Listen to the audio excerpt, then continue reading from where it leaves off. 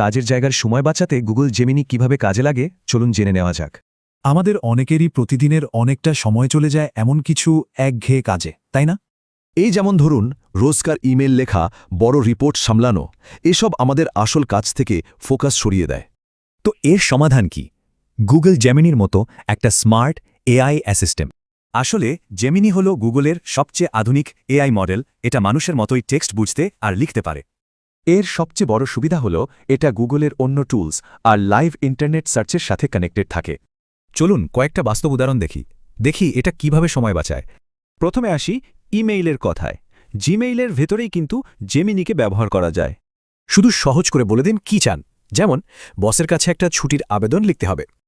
আর দেখুন কয়েক সেকেন্ডের মধ্যেই একটা নিখুঁত ড্রাফট রেডি। ভাবা যায় কত সময় বেঁচে গেল। শুধু ইমেল কেন, জটিল গবেষণার কাজেও এটা দারুণ। চলুন ছাত্র নাফিসের অভিজ্ঞতাটা দেখি। তার একটা কাজে 3 দিন লাগার কথা ছিল, কিন্তু জেমিনি প্রো ব্যবহার করে কাজটা হয়ে গেল মাত্র 3 ঘন্টায়।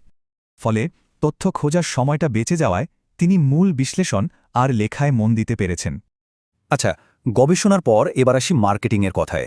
ধরা যাক রিপন নামের একজন ছোট ব্যবসায়ীর কথা।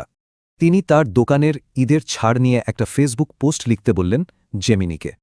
আর মাত্র 30 সেকেন্ডে তৈরি হয়ে গেল দারুণ একটা পোস্ট। এটা কিন্তু ছোট ব্যবসায়ীদের জন্য বিশাল ব্যাপার।